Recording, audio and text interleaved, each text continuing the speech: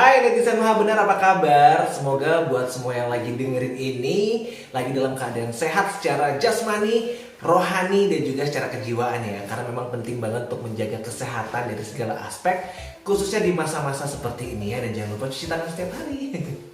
Oke, kali ini nggak review makanan dan juga nggak nge-review produk teman-teman ya, so jangan khawatir.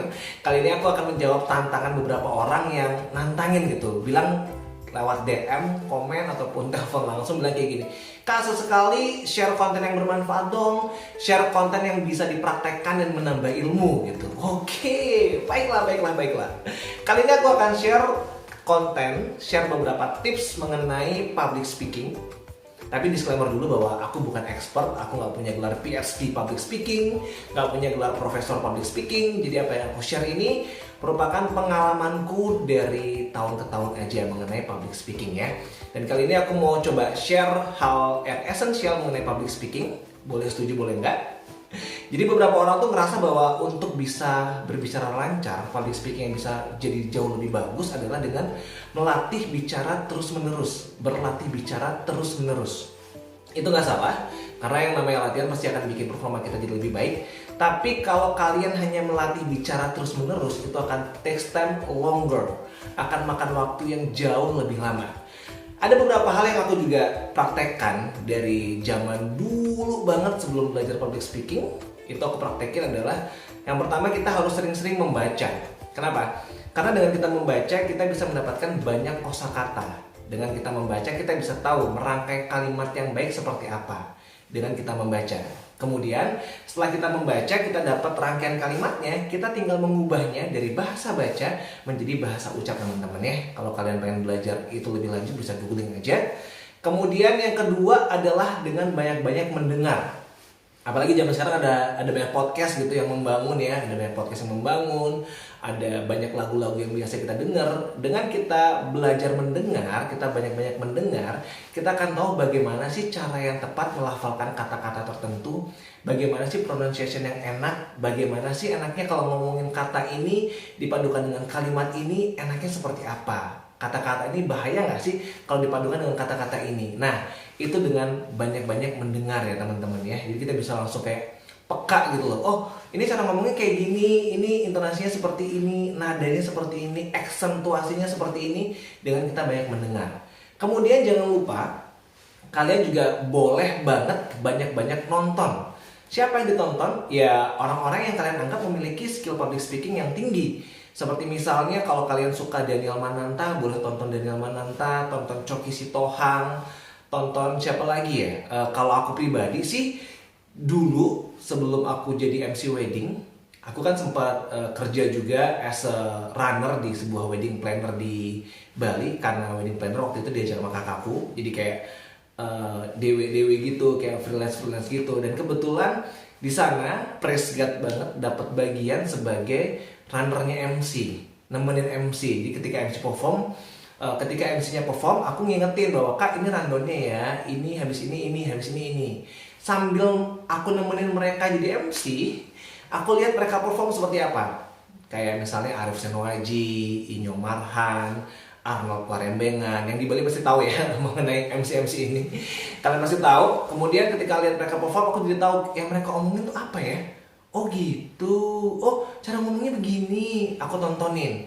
Dan untuk Arnold, thank you banget udah posting video-video MC kamu di YouTube, jadi bisa buat bahan belajar juga. Dan itu seru banget, dengan nonton tuh jadi tahu paket komplitnya. Oh gesturnya seperti ini, oh cara ngomongin hal tertentu tuh kayak gini, cara jokingnya seperti ini, ekspresinya seperti ini, bisa langsung ketangkep di situ. Itu yang ketiga, jadi banyakin nonton teman-teman. Dan kita bisa bentuk persona kita juga sesuai dengan apa yang idol kita lakukan, yang jago public speaking maksudnya ya. Meskipun kita harus ATM lah, amati, tiru, modifikasi. Nanti kita akan ketemu sendiri persona kita seperti apa. Dan yang keempat adalah banyak-banyak menulis skrip. Ini jarang banget orang lakukan. Padahal enak banget kalau misalnya kalian mau pidato, mau speech, bahkan mau mengatakan sesuatu dengan public speaking yang baik, ditulis dulu gitu. Jadi titik koma ditulis, setiap kata per kata ditulis. Kemudian setelah ditulis kita lihat, kita review lagi. Biasanya sih 3-5 kali review ya. Revisi juga bisa tuh. Jadi kayak kata-kata ini nggak penting, nggak perlu. Kata-kata ini nggak penting, nggak perlu. Setelah jadi skripnya, kita baca, kita revisi, kita baca, kita revisi. Dan kalau kita udah ngerasa firm, kita kasih ke teman kita untuk cek juga. Teman yang kalian percaya, menurut dia oke juga, bagus. Baru yang kelima adalah kita coba rekam. Untuk tahu bahwa skrip yang kita buat, kira-kira kalau kita praktekkan, berapa lama waktunya. Sesuai nggak dengan kebutuhan public speaking yang harus kita performkan gitu ya. Jadi bisa kecek gitu. Ini pas nih 5 menit. Aku dikasih slot waktu bicara 5 menit. Materi ini pas 5 menit nih, bisa aku praktekin. Dan di sana bisa ketahuan, ternyata kata-kata ini kalau ketemu sama kata-kata ini agak nggak enak ya, agak panjang ya. Kalau kata-kata ini ketemu sama kata-kata ini kayak nabrak gitu, jadi belibet, nggak enak. Itu bisa ketahuan setelah kalian merekam public speaking kalian atau merekam kalian sendiri lagi ngomong gitu dengan skrip yang kalian tulis. Itu yang kelima guys ya. Jadi dengan adanya 5 langkah itu, baca, dengerin atau banyak-banyak mendengarkan, kemudian banyak-banyak nonton, menulis skrip, kemudian merekamnya sendiri untuk review, itu akan jauh lebih cepat kalian bisa menguasai teknik-teknik public speaking. Tentunya selain itu 5 tadi harus dilatih juga di setiap kesempatan yang kalian dapat gitu kan ya. Jadi kalau kalian dapat kesempatan untuk bisa berbicara di depan umum, pakai dengan menguasai 5 hal tadi gitu kan. Kalian melakukan 5 hal tadi, kemudian kalian praktekkan public speaking kalian, pasti akan ada improvement yang di luar kalian sangka gitu. Kok bisa secepat ini gitu ya. Coba deh praktekin 5 langkah itu, banyak-banyak membaca untuk mendapatkan vocabulary, banyak-banyak mendengar untuk bisa tahu pronunciation yang baik dan benar, banyak-banyak nonton untuk lihat gestur, ekspresi, banyak-banyak nulis skrip supaya bisa tahu kira-kira rangkaian kata yang aku buat udah bagus apa enggak, banyak-banyak rekam biar tahu waktunya berapa lama. Dan yang paling penting juga harus tetap jaga kesehatan. Loh, nggak ada hubungannya. Nggak, bener-bener. Karena ketika kita ngomong public speaking di depan umum, kalau kita lagi dalam kondisi nggak well, seberapapun hal yang udah kalian persiapkan, itu pasti bakal jadi blank di tengah-tengah ya. Karena itu untuk jaga kesehatan, kalau aku seneng minum lemon juice nih. Yang ini aku beli dari Mana Food Industry Beverage. Kalian bisa follow Instagramnya Mana Food Industry Beverage. Ini enak banget. Minum tiap hari, dijamin bakal imun tubuh tuh kan naik gitu ya, imun booster ya. Dan di kesempatan kali ini ada 2 buku, bukan giveaway. Aku mau kasih kalian saran. Di masa-masa kayak gini kita banyakin baca buku yang bagus apa sih kak? Nah ini ada buku Gojek ya, Gojek for Every Need. Kalian bisa cari nih bukunya, karya Doni Wijayanto. Gojek for Every Need ini bagus banget.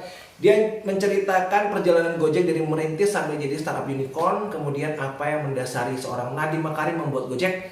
Itu ada di buku ini, Gojek for Every Need. And the next ada satu buku lagi yang recommended banget, yaitu dari Renal Kasali, judulnya Baper. Bukan baper itu apa sih?